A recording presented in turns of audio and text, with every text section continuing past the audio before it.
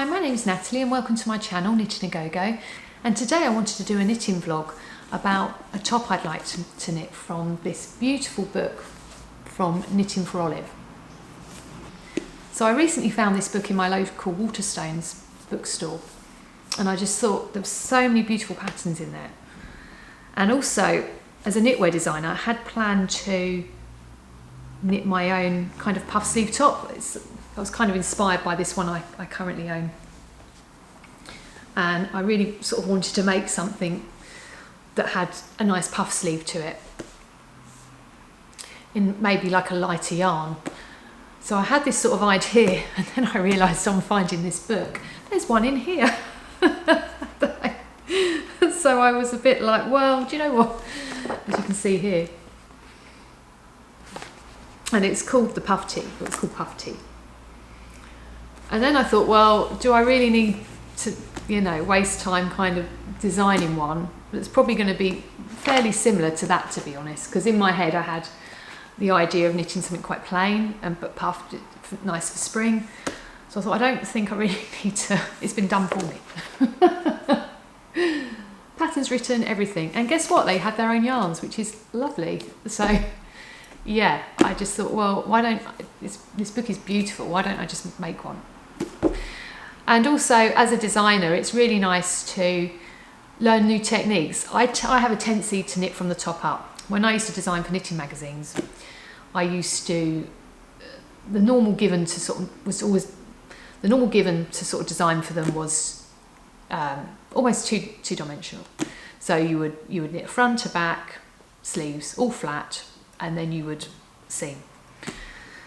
Now I don't know about you, but for me as a knitter, and the general consensus with a lot of knitters I know, if they're a bit more confident with their techniques, they love it if they can have a garment, especially a garment as well, where they don't have to seam it. And over the years I've perfected sort of my techniques. So a lot of the time if I'm designing a garment now, depending on the features of it and everything, I will ultimately try and design it in the round.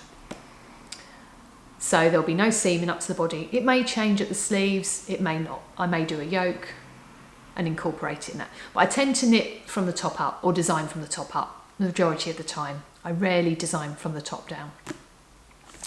And I was really interested in the construction of this, because on this particular pattern, it is knitted from the top down.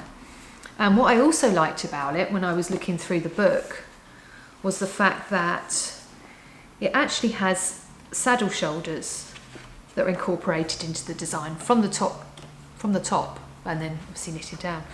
And I really like that, because I just thought, oh, that's different. So I'm sure I'm not the only knitwear designer that also likes to learn new techniques. That's something, obviously not copying, but it might be a new needle technique or something that you can maybe incorporate into a future design potentially, or a different way of knitting. It just opens your mind up to new design possibilities, and I'm always about learning. I never want to become like a one-trick pony where I'm always designing this way and that and this and that's all I do. It's really nice to just kind of knit from another pattern and see what the technique's like, and see if you like it. If you don't, okay, you don't have to do that again. And I find that really interesting and great just to learn, as well as, continue to design my designs. So I thought, well, I don't know how long it's going to take to make. It is on 4.5mm needles and also a 3.5. So I would think, and it's double-stranded mohair. So I would think silk mohair. It's Knitting for Olive soft silk mohair, 30% silk and 70% mohair. So I kind of think it might be quite a fairly quickish knit. I'm quite a quick knitter. There's another picture of it there. I think it's just beautiful. I mean, the model looks great. She looks amazing in it. I think it's just amazing. So once I decided, after I got this book, I thought, oh, I really want to make that. I then looked at where I can get this yarn from. I think they're in Copenhagen, which obviously I do have friends there actually, but I wasn't going to fly over to get the yarn. So I found some British stockists that do this yarn. And there was one in London that's quite easy for me to get to. And as luck would have it, I was actually going up to London one evening. So I had some time to myself in the day where I was able to visit a couple of yarn shops, and I've actually released another video on that. If you want to look through my videos on my YouTube channel, you'll see I did a London trip.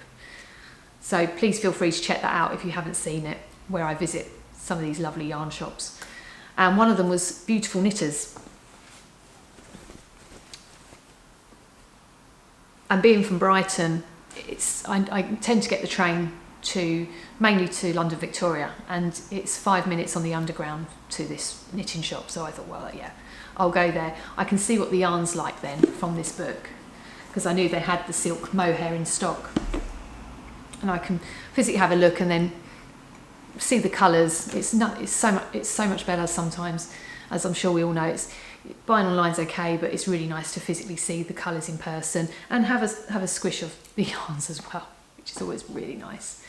So I went up there, and in the end I settled on this lovely sort of colour, which is called Plum Rose.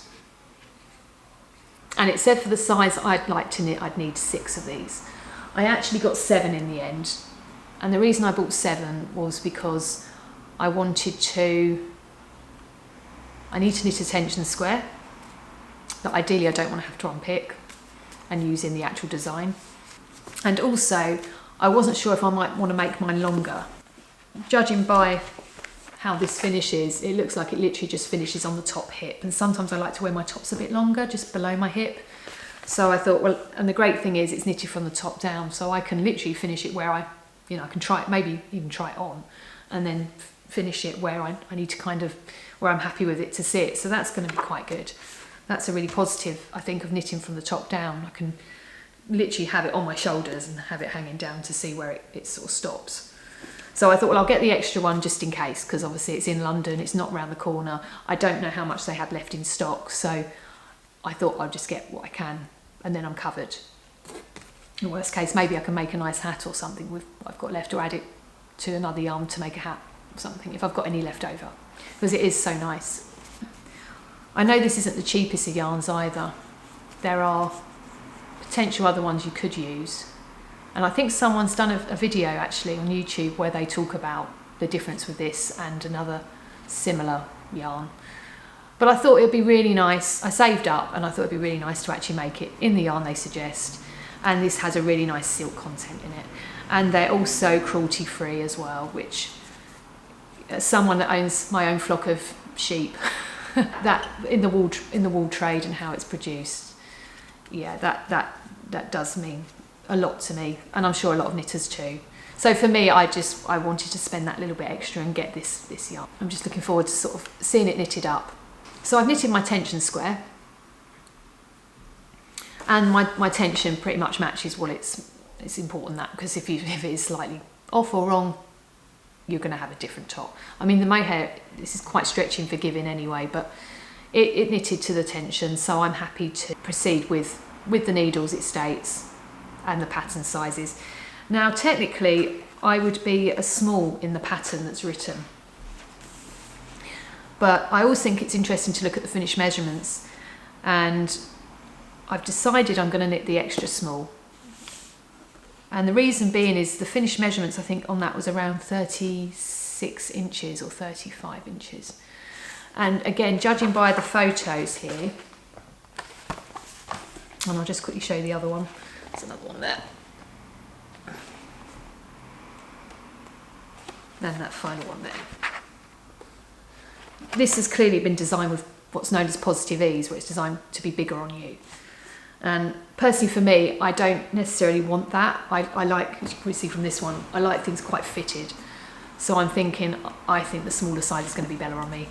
And if I find as I'm knitting down around sort of here in the bust area, it's not quite right, or it is too small, then I'll unfortunately have to unpick it back to the beginning. But in my gut, as a knitwear designer, I feel that will be the one that would be better for me, the smaller size. So I'm going to knit the smaller size, and I'm hoping this vlog will help you if you're thinking of knitting this pattern, to sort of help you decide what size you may want to make as well. So yeah, it'd be interesting to see how long it takes me. Like I said, it's quite a plain knit, so it's just, I think it's just literally stocking stitch with some shaping. So I think it'll be quite quick, quite a quick knit. And to sort of brighten it up a bit, because it is quite plain, I think as well, I found this really cool badge. I said this in my previous video, so apologies if you've seen that about my yarn haul and what I bought in the yarn shops in London. But I bought this really cool badge as well that says Mohair Addict. And I thought that might be quite nice to wear on it. But actually I could test it now on the tension square. I'm not sure whether that's going to be too weighty for the fabric, or whether it'll sit nicely on there, because I'd love to wear that on the top. I think that'd be really cool. So I'm just popping it on my tension square actually, and I think it'll be okay once it's sort of on. I think it'll sit fine. Can you see there? I think so. Yeah, I'm hoping that'll sort of finish it off. And I thought the colours worked really well with the shade I picked. So I thought it'd be a really cool little badge to wear. I do like wearing like different badges and things. So I thought it'd be a really cool little thing to sort of wear on it, maybe. If it's not too heavy, it doesn't pull on it. If not, I'll have to make something else with mohair in and maybe some merino wool, which actually I think some of the Knitting for Olive patterns have too. So we shall see. On the final reveal, hopefully I can show you that. So yeah, I'm looking forward to getting started into this project now. Yeah, I've recently been designing a sweater, and there is a video on knitting this Gansey sweater that I was designing. So it's going to be nice just to sort of, in between designing, just kind of, you know, in the evenings, just knit a pattern that's already pre-written, and yeah, and hopefully have a nice little top to wear for this spring. So I decided to take this project with me on holiday when I was travelling to Turkey, and here I am on the plane just at the beginning of the project. I'd started it at home initially, and then I just had the stocking stitch and increases that I was doing at this point here.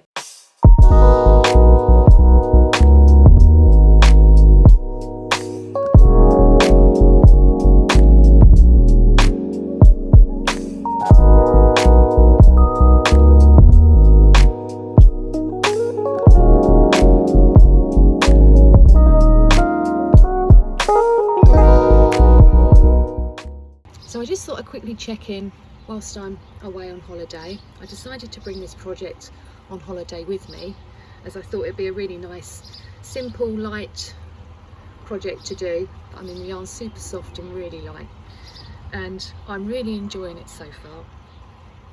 So it's knitted from the top down, as I think I previously explained, and you knit so many rows, and then you knit them together to give that folded over, joined in, seamless sort of effect around the neck.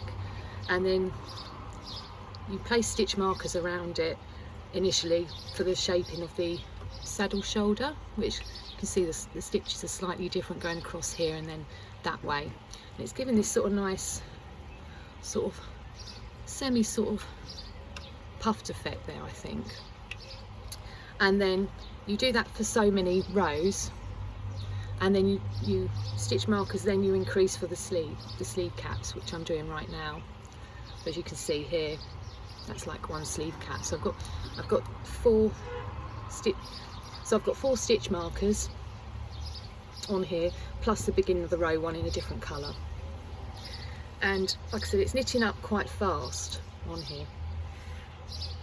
And because it's stocking stitch, or it's just knit every row, it's, like I said, apart from the shaping that I have to keep track of, it's just a really nice simple knit to have whilst on holiday. And it's not actually too hot either to knit with, because the yarn is so fine. It's just super soft. I'm loving it, and I'm loving the colour. Now I'm here in Turkey for a week, so I'm not sure if I'm going to get it completely finished, because obviously I'm off doing other holiday things and excursions and things, which is great fun. But it's just lovely to have this sunshine. We've had so much rain recently in the UK, and it's just great. So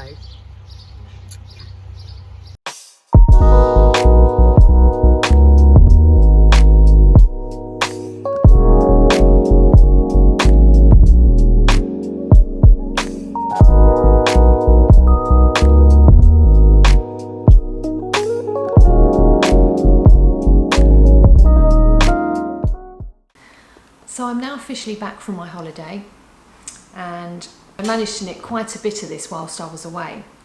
So I managed to, obviously I had the neckline done and the top of the arm shaping, and I'd managed to knit the majority of the body as well whilst I was away. It was quite a quick knit because it's on 5mm needles, you're using 2 strands of the mohair, so it didn't take as long as I perhaps thought it might do. I didn't get to complete it fully while I was out there, but for the remainder of the week I was back from my holiday, I was able to spend some time finishing it off whilst I was here. So I managed to complete the bottom with the hem. It was literally just a little bit of that I had to do once I got back. I didn't get a chance to film when I got back initially, and then I just had to finish the sleeves, but again, because they're shorter, I was able to do that quite quickly on each side as well, because they were just knitted because it was knitted from the top down, they were just kept on a holder, and then I finished knitting those. I cast off using the Italian cast off method that they said to do, which gives it like a completely fully ended sort of rib like finish on there, which is really good. I have done that in the past, but not for a long time, so it was good to sort of refresh myself with that kind of cast off again. You just use a tapestry needle and you weave in and out of 2 stitches at a time to get that nice sort of stretchy cast off. So I really enjoyed doing that. I didn't really have any problems at all with any of this actual knit on here. I mean, the only thing I would say is my neckline is slightly diagonal, so maybe I didn't quite match the stitches when I initially folded the neckline and then knitted them together with the bottom part.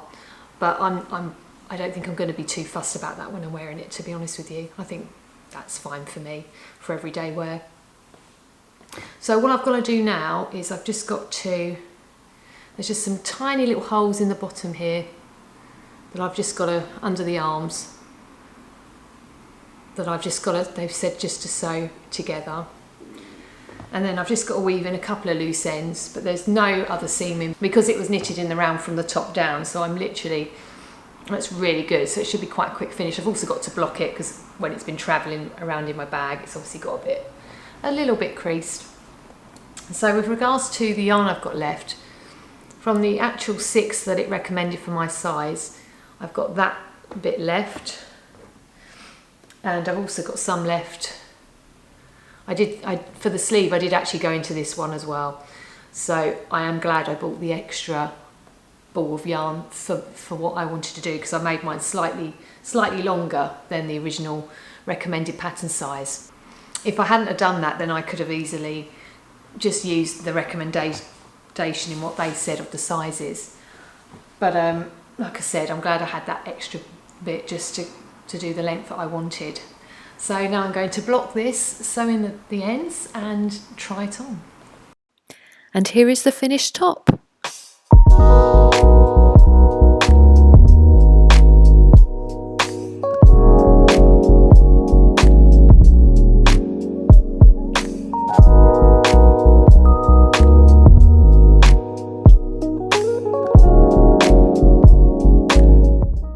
So overall, I'm really happy with how this top has turned out. Really, really pleased with it. So to recap, this is what it looked like in the original pattern. And I'm really happy that I decided to make the smaller size. For me, that would have been too loose. I mean, there's still some looseness in this, which is quite nice, but I would not have wanted it any looser, especially on the arms. That is just the right size for me. And what's best of all is I get to wear my little mohair addict badge. It doesn't hang too heavy or anything on this top, which is really good. So I think the length is okay. I'm glad I did make it longer. I possibly could have made it slightly longer, but I wasn't sure with the yarn whether I would have enough, because I needed 2 strands of the balls. I wasn't 100% sure once I'd done the sleeves if I would run out. So I'm happy that I did the length I did. It's still a length I will wear, and I can see me wearing this a lot. It's super soft, not scratchy, it's really nice. It feels really nice on, really, really nice. I'm happy. The neckline is fine, I'm happy with that. I like the colour. I think with my particular skin tone and my hair colour that I have, I think this is really nice. I'm really pleased with it. So yeah, it's definitely going to be one I'm going to be wearing lots through spring, and then most likely again in autumn. I just absolutely love it. It's brilliant. So I hope you enjoyed watching this video and seeing the Knitting for Olive puff tee design that I knitted from their pattern book. If you'd like to see any more of my videos where I make different knitted items, then please feel free to subscribe to my YouTube channel by clicking on the subscribe button below. I will be producing more video content going forward where I'm actually showing more of my own designs as a knitwear designer, of the makes I do and my processes, as well as the odd vintage pattern from the 1960s and 70s that I like to knit, so I show the process of that as well. And I do have some previous videos that show some of those, so you can see those if you get time to have a look. But once again, thank you for watching this video.